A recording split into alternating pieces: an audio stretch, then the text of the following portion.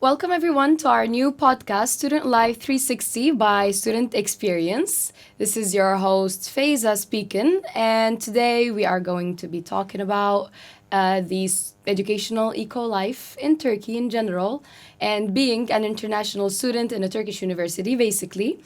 Today I have Begüm Çiçek with me in here. I would like to thank you, first of all, for accepting to be with us. It's such a great pleasure to share this experience with you. For our listeners, I would like to tell you that Begüm Çiçek is an international community service specialist.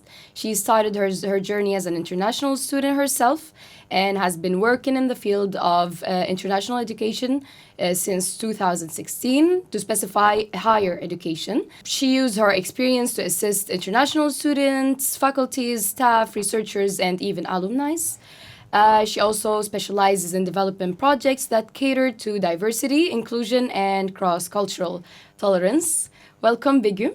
Thank you so much for having me. This is my favorite topic to talk about all the time, so having a platform where I can at least put it to good use makes me very happy, so thank you. Thank you so much. Actually, I am so excited for today's episode because everything that's going to be mentioned is actually directly related to being an international student in Istanbul. To start, can you tell me the general structure of the Turkish educational system, like the stages and the big exams? Yeah, so the thing is, I was an international student myself, so I do understand how it might seem a bit daunting or confusing when you're looking from the outside, or even if it's not just coming to Turkey, if it's going to any other country other than your own, it might seem very confusing because it's not something you grew up in. There are a lot of systems in place, like in the US and the UK, that are very well known, Yes. and Turkey is not one of them. When you look at the full-time, and it's generally in the industry called degree seeking international students, that's a new population or a very fastly growing population in the Turkish higher education system. So these things are new for a lot of the international students coming in.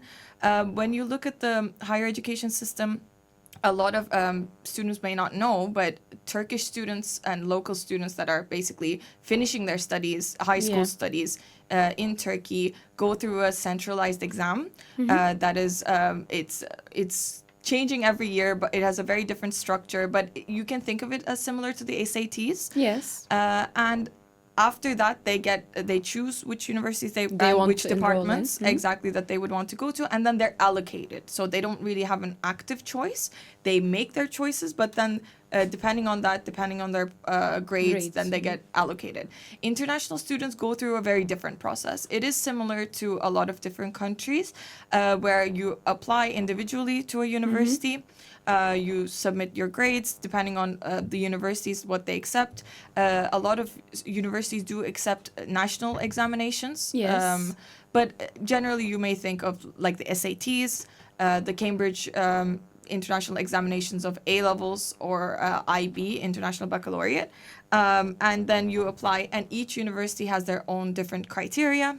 Yes, definitely. But usually, what do you need to have to enroll into a Turkish university? Yeah, again, like it does depend. So, like students need to keep in mind that it really depends on which university they're applying to. So they need to check the specifications. But like I said, there needs to be at least one exam that proves their grades, either whether that be a national exam or the SATs or the Or A something levels internationally or the recognized, international baccalaureate, and then depending on what the threshold is for each university, they can apply. But aside from that, of course, most of the programs that a lot of international students enroll into will be English programs, so they need to provide an English proficiency. Even if they do the SATs, even if they do A levels, IB, they need to prove their English status. So for that you can use TOEFL, or like IELTS, but those some of them do get are not accepted by the Ministry of Higher Education, so they need to make sure that they have the right ones. But if they don't, almost all universities provide their own English examination. Proficiency. Exactly. So once you do let's say, apply and enroll, you can just sit the proficiency exam of the university and be allocated Yes. either directly into your first year or to the English prep. Which level do you need to be, like a B1, a B2, a C1?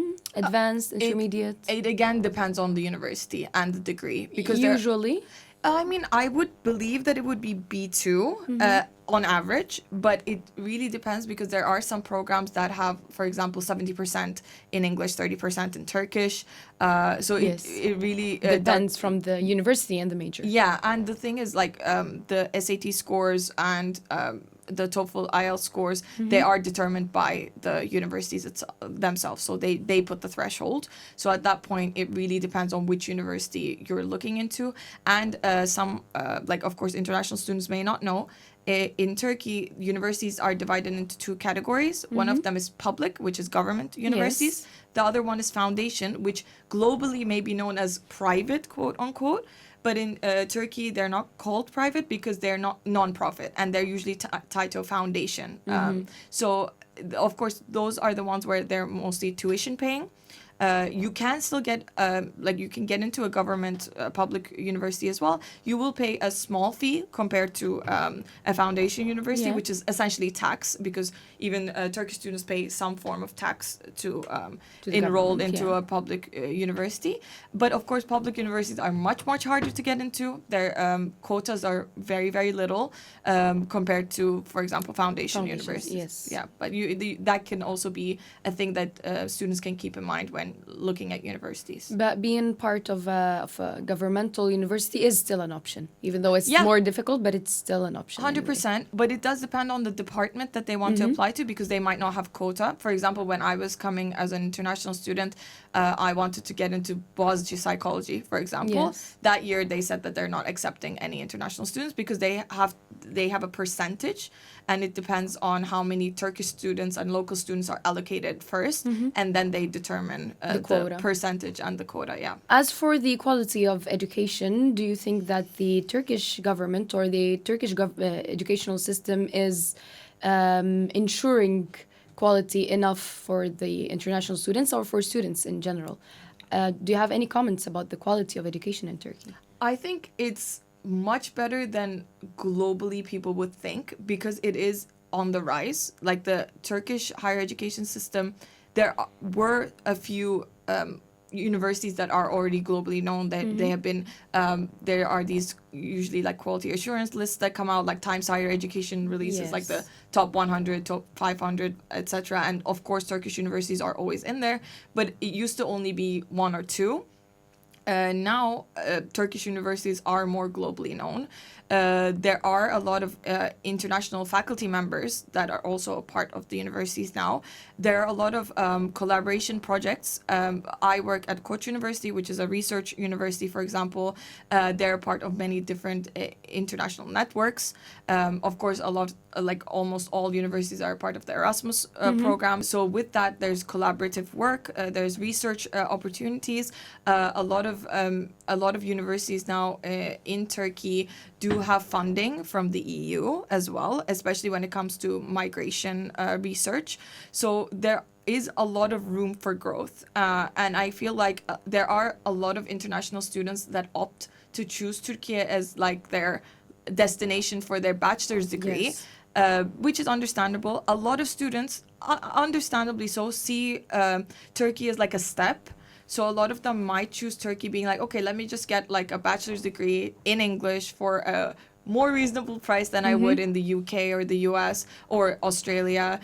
It's not going to be that further away from my home, because when we look at the degree-seeking student population, it is usually from countries that are nearer geographically. Yes. Culturally, especially if they're coming from countries that are predominantly Muslim, they see it as closer to them. So they see it as, okay, like families may see it as more safe or more accessible. So for bachelor's degree, Turkey, especially in the last 10, 15 years, has become a great destination and a huge option. Definitely. But now the Ministry of Higher Education, YÖK, is taking a lot of significant steps to ensure that Turkish higher education isn't just about the bachelor's degrees for international students, but also graduate, postgraduate. And how do we then integrate this amazing international student population we have into becoming basically a part of the workforce, becoming a part of the like Turkish ecosystem. Yes. So that's now a new path that we're starting on this year. That's great because, and like mentioned in the being part of the Turkish workforce, one of the main concerns of international students in general is how can I be how can I find a job basically? Yeah. Is having a Turkish degree is going to help me land a job? Am I going to be unemployed in Turkey? Do I have the right to be to work part-time while being a student?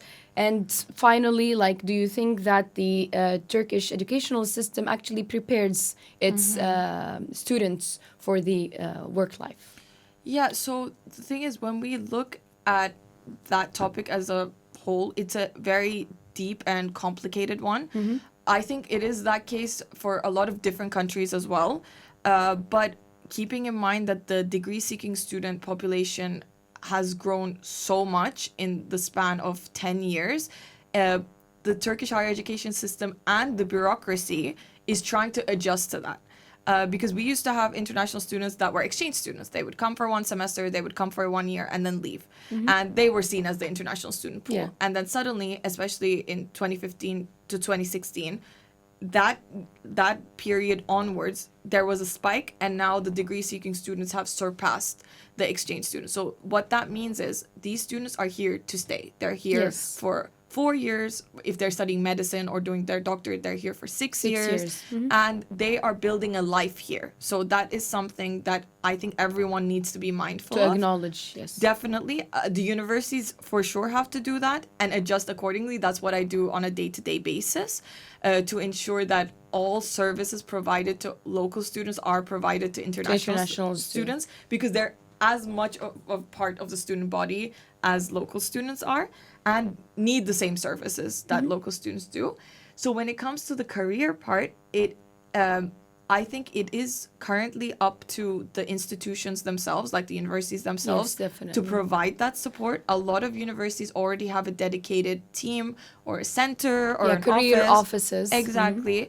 That do support all of the students on this. But when it comes to international students, there are different needs and there are different barriers, unfortunately. I hate the fact that I have to say that there is a barrier, but there are more hurdles that you have to go over through, yes. to even get an internship or a part-time position, let alone a full-time position.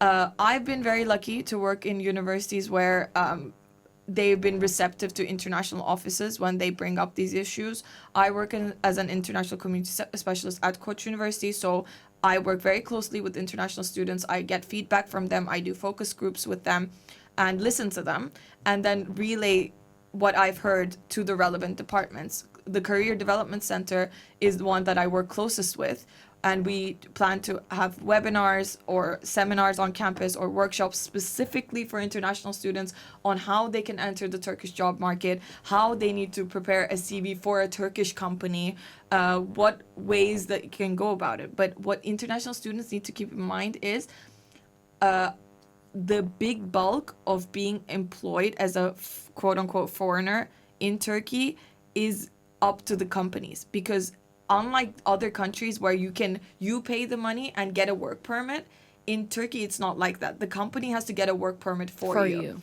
And there are very, very strict guidelines by the Ministry of Labor. So, for example, a company needs to have X number of Turkish employees in order to have at least one international, etc. So when you're graduating and entering the job market, that's something to be mindful of.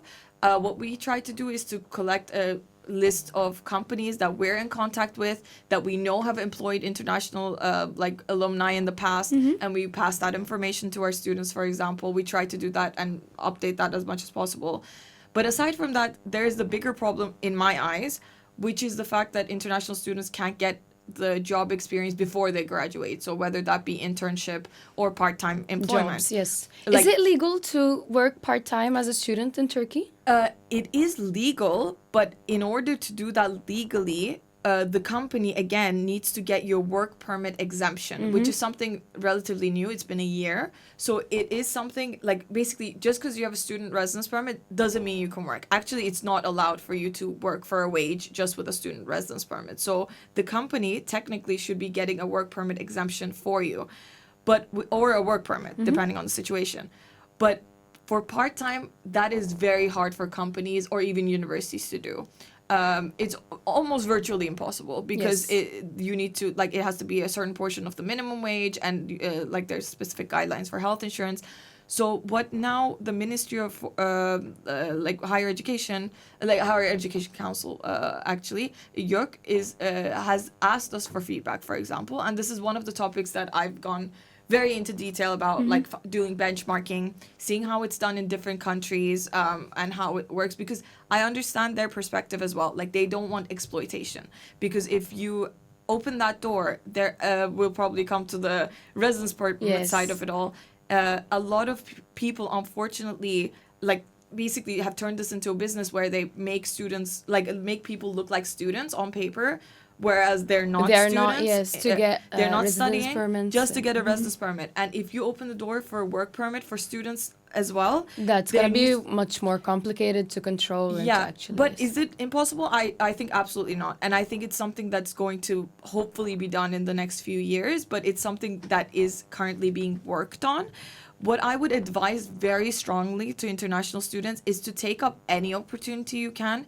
It can be volunteer jobs. Yes. Ask your international Internships. office, for example. Ask any of the offices on campus that you're interested in working with. Ask them if they need help voluntarily, even if it's for a short time. I had so many international students working with me that I've given recommendation letters for, that I still now are working in, like, really big companies. But you need experience. Like, that's the job market right now for all, even for local students. Like, if you're applying for a job, rather than even having a master's, sometimes they want to see that, like, oh yeah, I've worked this amount of time in a corporate environment. And if you don't have that, it does set you back. Yes. So take up any opportunity that you can is something I would want to say to them. Moving on to more technical stuff, Yeah. let's say. In general, nothing in detail, but as an international student, how can you get accommodation? You're coming here. We have dormitories and renting houses. Which one do you think is more doable, let's say, is easier? Or which one is more affordable? And which one do you recommend, basically? It is tricky, because I do think it really depends on the person. I would recommend dorms right off the bat, like if you're just moving here, just to have like an ease of mind. They're safer. They're probably more pricey for sure, but it's easier to get, even like when you have a lot on your plate when you just came in here. Exactly. Adjusting, and the language barrier too. Yeah, and at least you'll have like some form of community within the dorm. That's one element of it, but also when you're looking at it from the bureaucratic perspective, like it's very easy to get a proof of address from there. For example, for the residence permit, it's more straightforward. Some universities already do have dormitories of their own, so that might be a choice as well. There are also public dormitories, so for government universities, that has a whole different application process. I'm not really well versed in that. That's also an option. I usually recommend students to go for dorms, and then once they have friends or they make a community and want to move out with somebody, then yeah, that's more feasible.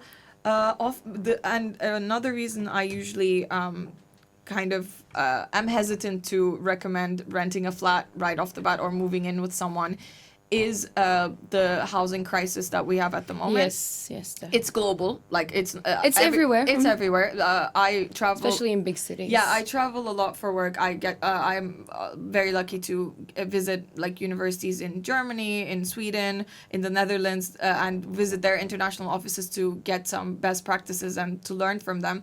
And whenever I visit, they say the exact same thing. They have the same problem. Yeah, and when we're looking at off-campus housing now, there is a lot of, unfortunately, chances of getting scammed if you don't speak the language or if you don't know exactly what you're doing. And the process can be complicated, especially that Yeah. mostly universities don't really assist their students in finding a house or in getting the paperwork done for it. Yeah. So it can be complicated and quite tricky for Yeah, I mean if you don't know the language. That's a good point. That's something we can't do either. Like we have a very, very, very extensive off-campus housing guide that we update almost weekly. Whenever we find new resources, we add it. We have found all the real estate agents that are close to our region of our campus, checked with them to see if they speak Turkish and English and listed them.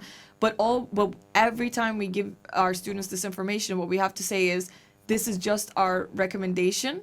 But like it's not even a recommendation actually, this is just the resources that we have found, but it is something individual, like it's something that is up to you, because we cannot vouch for any landlord, we cannot vouch for any real estate agency. We can only provide what we've found and kind of compile them and give them, because I can't go with students to rent a flat. It's not, the thing is, as a Turkish citizens for myself, it's so difficult to find a house, and am I doing the right thing, and moving, and am I so I understand the frustration, I understand how hard it is, but that's why initially, to begin with, I say just go for the dorms so you're like kind of free of mind. I realize it's pricey, I do get that, but there are some it's other a safer option and an easier option, definitely.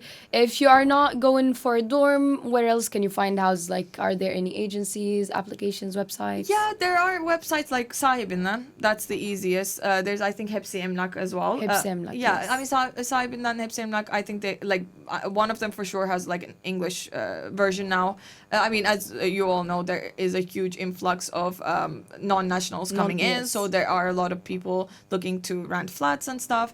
Like, in any case, you know, Google Translate goes a long way. Definitely. ChatGPT helps for this purpose specifically. So, like, there are those things. But, of course, depending on which university you're in, there's, for international students, for example, we have a buddy program. So, for our undergraduate students. They can also, Yeah, so we have buddies that we train that kind of meet with our new students and kind of assist them for their first semester, help them with those processes. So if you're lucky to be in a university that has that kind of service, please take advantage of it, and don't be shy. Like, those students are there to help you. So get all the help that you can, but just know that starting university, it is starting your adult life. And it is a lot of individual responsibility. The university can only help you so much. They can provide assistance and maybe guidance, but at the end of the day, they're not your parent. They can't be. And now it's you standing on your own 2 feet. I would love to hope that all universities are providing as much as they can. And if they are, great. But if they're not, like, there are a lot of communities that people can find outside the campus. A lot of student clubs, like student experience, for example. So I would encourage students to start looking around and finding other international student groups that they can be a part of. That's very helpful. Yeah.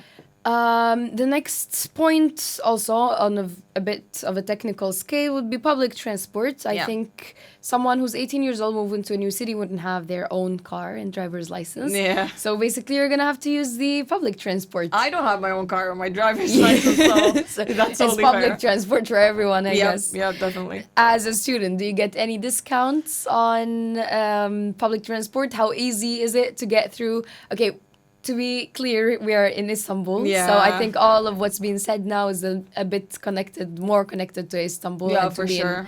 To live in Istanbul. So how easy is it to get around the city by public transport, and how affordable is it? Super easy, super affordable. As students, you are so lucky, like, to have the public transportation system. I grew up in the UAE. I was not used to taking public transportation at all. But when I moved here, it was the thing that, it's so funny, but, like, it's the thing that made me feel free. I'm like, I'm not dependent on somebody to get somewhere. Great feeling. But I mean, that aside, you can get an Istanbul card with a student discount after you enroll to your program. Usually you can immediately apply online, but if you don't have a residence permit yet, which you won't probably if you're not a Turkish national, so you can just go to any of the Istanbul municipality, so İBB offices. They're called Çözüm Merkezi or Istanbul Kart Başvuru Merkezi, and you go there with your passport, with your student certificate, certificate, your photo, just like a biometric photo, and the fee, depending on how much it is at the time. You can see the prices on the website, and you can go purchase your card, and then immediately it has the student discount. But another amazing thing that some students don't know, I try to always announce it in the orientations, is the monthly subscription. So what you do is you can pay around, I think now it's 240 to 250 TL. It's 260. 260 TL. So you pay 260 TL, and it gives you 200 presses. So it's 200 times you can get on transportation. I've never completed 200 in my entire life. Me too, actually. Yes. And it's so cheap.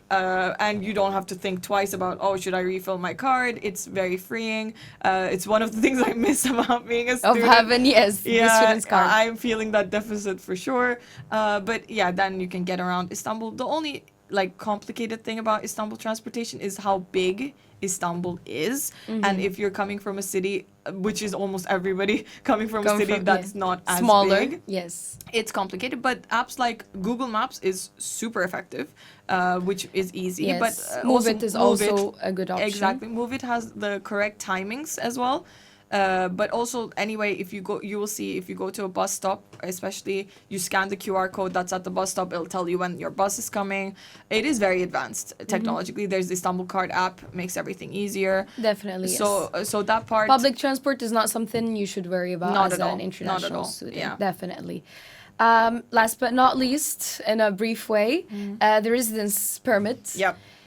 Is it difficult to get? Is it guaranteed to get as an international student? And how difficult would you say the process is? Where can I get assistance? Yeah, so residence permit is something like if you are not a Turkish citizen or a citizen of Northern Cyprus, so KKTC, then and you're gonna stay for longer than 3 months, everyone has to get a residence permit. That's there's no if, ands, or buts. You have to get it. And the student residence permit process is something that's now run by the logistics is now coordinated by the universities. This is the current way of doing it. Which makes it very much easier for the students, by the way. I came here 2 years ago, and it was all by yourself. The university only provides you with the things that you need to do and the addresses where you need to go. Now it's much easier. You just got to provide the documents, and the university gets it all done for you. Exactly. So yeah, all you have to do is to submit the documents to the university. The steps are, first you collect the required documents, then you do your online application, then you submit your documents, then you you have to give your biometric scan, so fingerprints yes. that you have to give, and then you submit your documents to the international office of your university. The main thing I can't stress enough to students is communicate with your university. Communicate with whichever office is coordinating it. Some universities it's the student affairs, some universities it's the international office. Make sure to read every single information they have. If you have any doubts, contact them. Yes. Don't listen to your friends. I can't stress this enough. I have so many students that come to me being like, but last year my friend did it this way. It doesn't matter. And it keeps changing. One tricky thing about this, that the rules keep changing. All the time. The required documents keep changing. Yeah. And we have the latest information.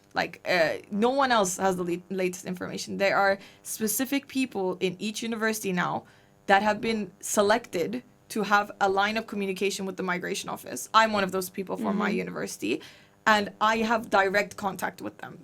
So we are your channel of communication to begin with. So you need to contact your university.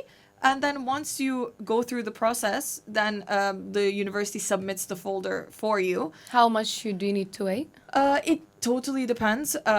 It depends on the volume of how many applications there are. In September, October, November, it's usually slow. It will, the legal process time is 90 days, but that process time is for approval, not for the card to come to you. It doesn't usually take that long. I would say on average 2 months maybe in fall semester. Spring is more easy. Summer period, it's super quick. I had students that applied, I submitted their documents, and then 3 days later they got the approval. But it totally goes up and down, and it's because of the volume of applications. But what you need to do is, although the university is taking the documents, number one, they're not the ones that are evaluating them. They're not the ones that are going to decide if your If you're- application yes. is accepted or not. They will do their best to make sure you don't have any missing documents, but at the end of the day, it's up to you to make sure that you have everything right. This is your application. This is you staying legally in Turkey. country, yes. So it's so important to be on top of that. And then once the folders are submitted, your university will let you know, and they will tell you to come and pick up Your a card. confirmation slip first. So Oh, yes. they get a confirmation slip, and then you have to track your application on the How do you ACAMIT do website. that? So you go to the ACAMIT website, and then you enter your online application number, and then you can see like if it's being processed or not. steps. Yeah, exactly. You can Are also there any call- numbers? Yeah, Yes. 157. You can call them, or you can use the chat box in the ACAMIT website. Okay, that's great. Thank you so much for all these information. It was very great, and I think it's gonna be very helpful. It was helpful for me personally as an international student here. To end with, do you advise people to just come here to Turkey or not? Like, this is a very Yeah. personal question, but in general, do you think it's worth it? Yeah, 100%. I wouldn't be working in this field if I didn't think that was the case. I think we have a long way to go. I think there's a lot of improvement that can be done.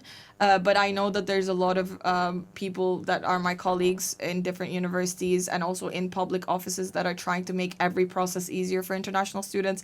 I truly believe that the benefit of having multicultural environments in universities brings is something you can't replicate with anything else. I think international students bring so much to Istanbul, but in different cities, to Turkey in general, and we benefit as much as them, maybe more, Yes. by being in those environments. So I hope that me, my colleagues, and generally the country can work to make it easier and better for international students. But I hope that you guys kind of give back Also, as well, yes, exactly, and become a definitely. part of these communities and become a Definitely. part of the Turkish environment too. Yes, definitely. Thank you so much, Begum, for You're coming welcome. today. Thank you. It was very insightful. Yeah. And I hope I get to see you again. Yes, I hope so too. I hope you have lovely episodes to come. I can't wait to hear back from some students too. So thank you. Thank you so much.